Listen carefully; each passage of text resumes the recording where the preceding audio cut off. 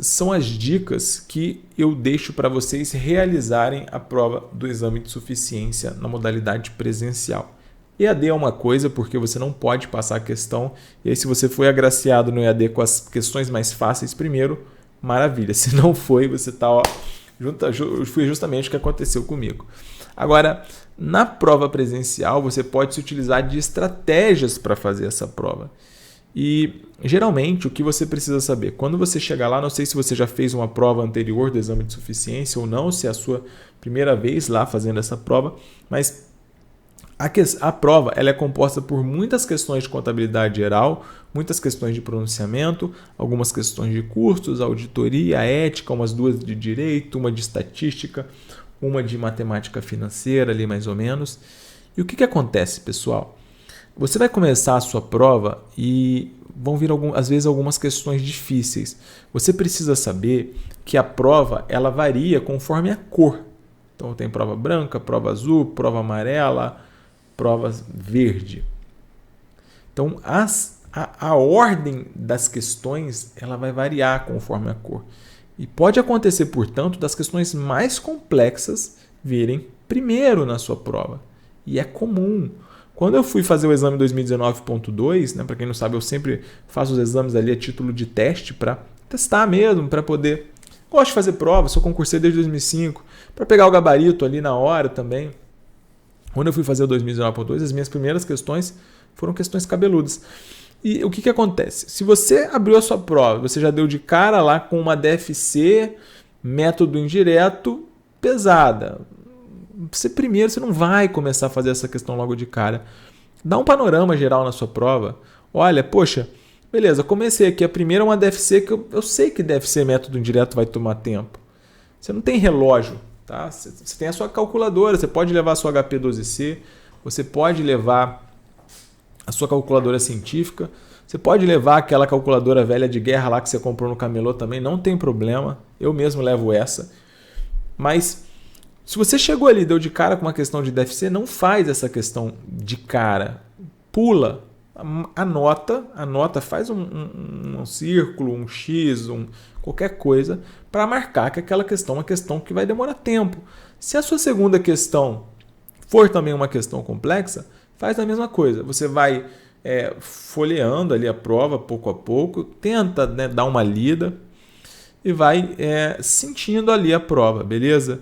As questões de contabilidade geral vão ter questões mais complexas, vão ter questões mais fáceis.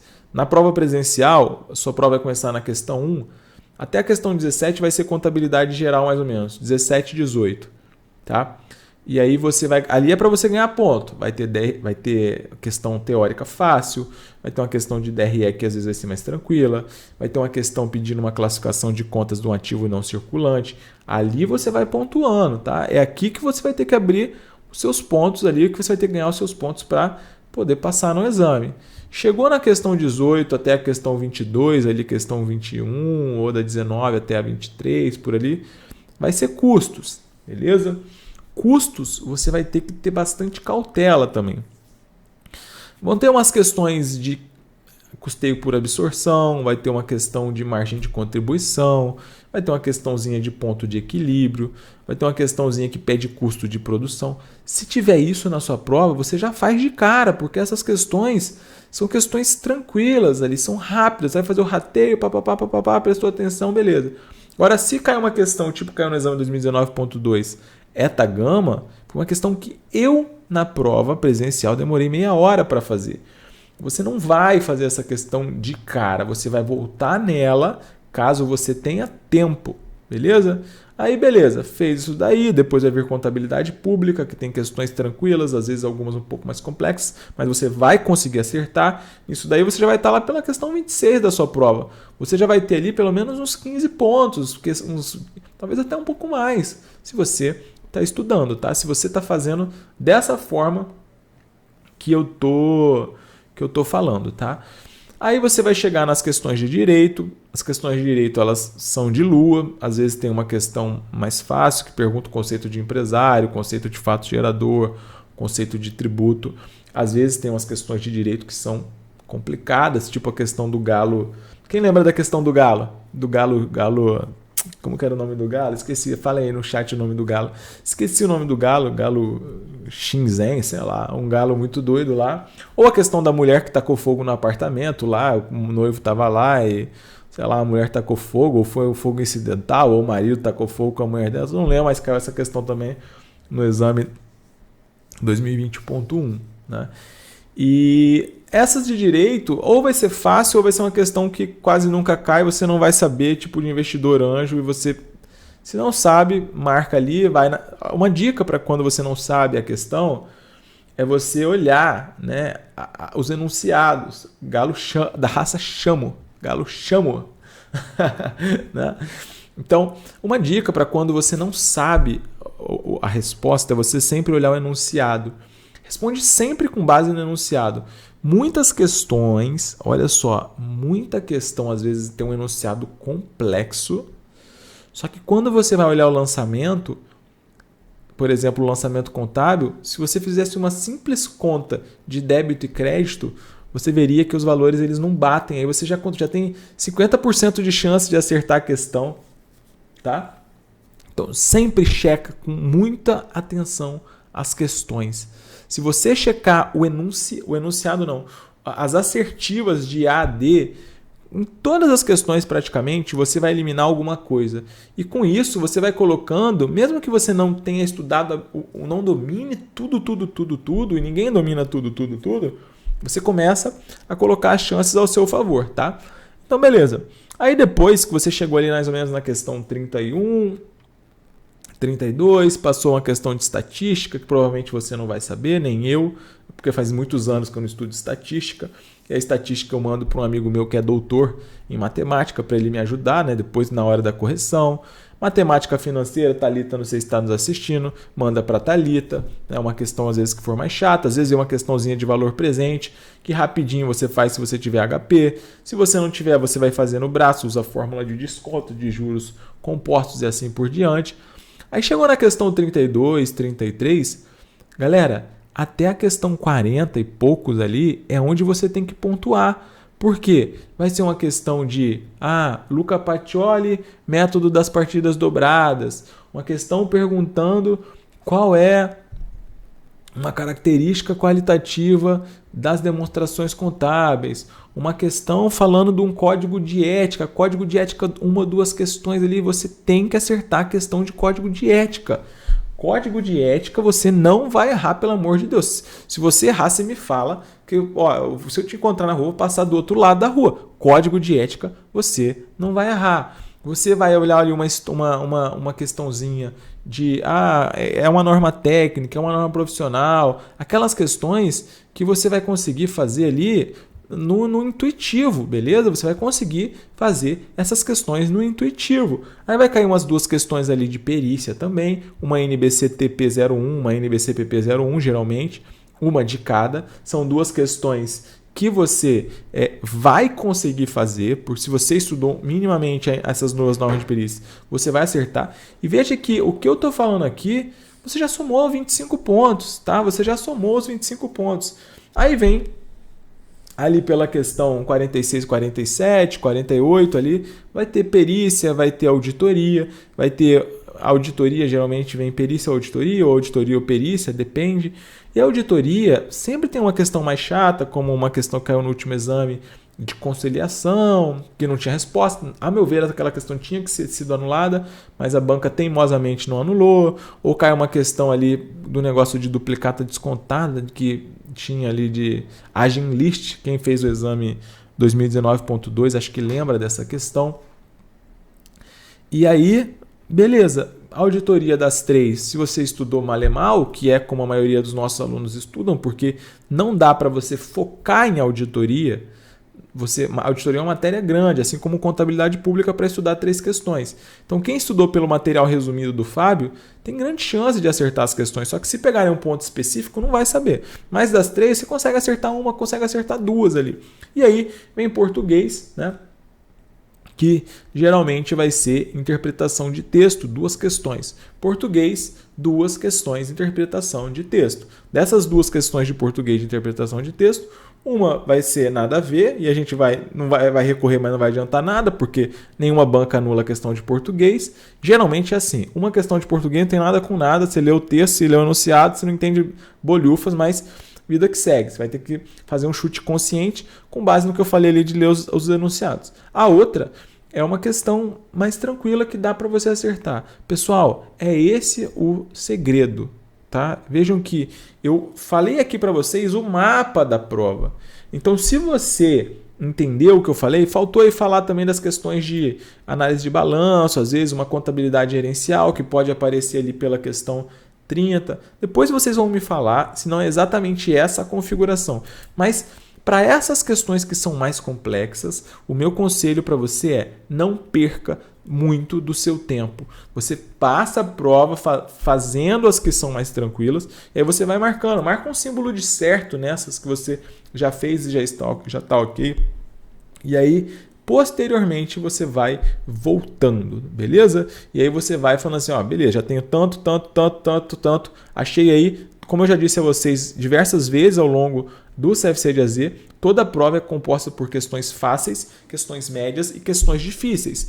No exame de suficiência, na hora que você está ali fazendo, você vê que você tende a considerar a maioria das questões difíceis, mas se você estiver concentrado, você vai conseguir fazer muitas questões, mas para isso você tem que estar concentrado. Essa é a dica para resolução de prova. Dica para resolução de prova.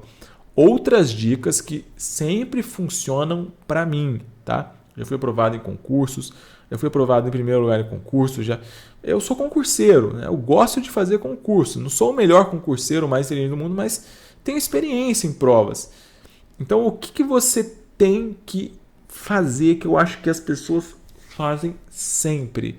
Chega no ambiente de prova, você chega sozinho, aí você chega no ambiente de prova, você vai tagarelar, cara. Tipo assim, porque começa a ficar conversando com um monte de gente que você nunca viu na vida.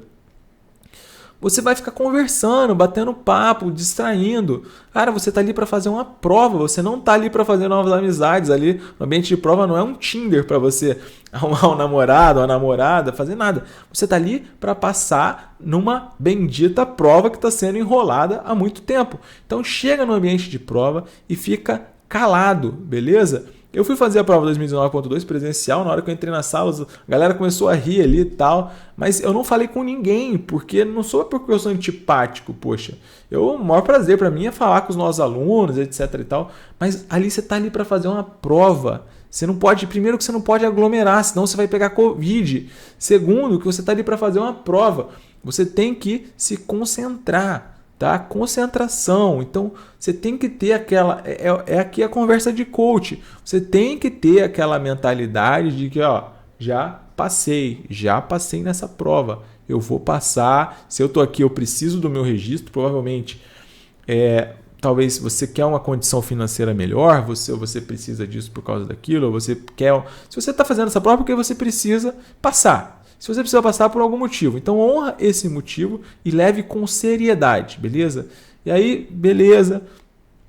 Toma todos os cuidados, leva a sua identidade, leva a caneta transparente, tá? Leia o edital, vá de máscara, leva uma máscara reserva, leva álcool em gel, leva água, leva uma barrinha de cereal, caso você sinta fome igual eu sinto e goste de comer. Comida tem que ser em lugar transparente. Chegue antes, não vai chegar. Alguém me perguntou no Instagram, Gabriel, a prova começa às 10, eu posso chegar às 9h45? Olha a ideia da pessoa. Chegar às 9h45 num ambiente que não pode aglomerar, que vai ter um monte de gente entrando, sendo que a prova começa às 10. A pessoa estuda um ano, praticamente, faz um ano que a gente não tem prova, para chegar faltando 15 minutos numa prova que começa às 10. Se ela chega numa universidade, se ela se programa para chegar às 9h45 e tem um trânsito, um acidente, já ferrou, já perdeu a prova. Sabe Deus quando você vai ter outra prova. Então sejam responsáveis, cheguem antes, tá? Cheguem antes, achem a sala de vocês antes, concentre-se. Quer ir ao banheiro lá? Beleza, vai antes. Tá? Se precisou ir no meio da prova, vai, mas concentra, beleza? Porque me dá fome logo no começo se eu não começar. Essa é das minhas, tá? Então essa é das minhas. Me dá fome logo no começo. Leva logo umas 4 barrinhas de cereais, tá bem? Então concentra. E uma dica muito importante: não saia da prova antes de acabar a maldita prova. Se a prova você pode sair com 1h30, você não vai sair, criatura, com 1h30 de prova. De jeito nenhum. Se você sai 1h30 e você acabou sua prova, você tem a obrigação de gabaritar. Beleza? Escuta isso. Se você sai com 1h30 de prova, você tem a obrigação de gabaritar. Obrigação. Porque se você conseguiu fazer uma prova que as pessoas ficam 4 horas e quase 70 e tantos por cento reprova, você acabou 1h30, cara, vai lá pro programa do Luciano Huck, lá pro Gênio do Milhão, não é? Que passa lá sábado à tarde, porque você é o cara ou a cara. Porque se você acabou com 1h30 e saiu, tá? E seja o último, seja aquele que assina, os 3 últimos lá que assinam a prova, tá? Seja lá, assinar, fiquei aqui por último, blá blá blá. Beleza, ok? Então faça isso, pelo amor de Deus. E não fique na paranoia, tá? Não fica noiado. Você provavelmente já vem estudando. Se você vem estudando, você tem grandes chances de passar. Você não precisa de paranoia mais. Hoje nós estamos na sexta. Amanhã nossa revisão vai ser pela manhã. Vai ser uma revisão de véspera de manhã até meio-dia e pouco ali depois. Se você quiser revisar, revisa, mas não fica naquela paranoia maluca, porque isso só vai te atrapalhar, beleza? O que você tinha que fazer, se você já estudou, você já estudou. Se você não estudou, você está ferrado de qualquer jeito. Não adianta ter paranoia ou não. Se você estudou, agora relaxa, pensamento positivo. Faz uma revisão tranquila amanhã, caso você queira. Se não você quiser só pegar seus cadernos, não quiser assistir, não assiste, beleza? Mas não entra em paranoia, porque paranoia, ansiedade é normal. Ansiedade é normal. Ansiedade é absolutamente normal. Não vai conseguir dormir muito bem, não sei o que, mas paranoia que é o problema. Chegou na véspera, a pessoa fica maluca, acha que não sabe nada. E aí, cara, na prova a pessoa... vai fazer uma meditação, dar uma volta na praia, ficar com o namorado, assistir um filme, ficar com a namorada, ficar com o filho, papagaio, o que você quiser. Mas sábado à noite não fica nessa energia, porque não é legal para você fazer a prova, beleza? Quem é religioso, se quiser sábado ir à igreja, né, fazer oração, essas coisas, você vai ajudar. Tudo que não te colocar numa paranoia vai ser bom para você fazer a prova, beleza? Então não saia último. E por último, o meu conselho para os nossos alunos: se você fizer isso, não diga que você é aluno do CFC de AZ. Quando acabar a prova, não saia falando: a prova estava muito fácil, pena que eu não estudei. Cara, isso é uma das coisas que me dá mais raiva que eu vejo a galera fazendo. A prova estava muito fácil, pena que eu não estudei. Cara, se a prova estava fácil, você tem que passar, você tem que gabaritar, tá? Então, geralmente, quem fala isso, todas as pessoas que eu vejo falando isso, não passam. Então, se você foi lá, estudou, você sabe que a prova é difícil. Você não tem que falar que a prova é fácil para ninguém, beleza? Porque, cara, tenha humildade. A prova é difícil. É difícil e é difícil. Você não tem que falar isso. A prova estava fácil, pena que eu não estudei. Quem fala isso não passa. Eu vejo as pessoas falando isso desde 2004. E essas pessoas... Ó, vou jogar uma praga. Se você falar isso, tá, você não vai ser aprovado, beleza? Então essa... eram as dicas aí para a realização de prova, dicas sinceras, dicas para o bem de vocês, e podem ter certeza que essas dicas, elas funcionam, tá bom? Então é isso aí.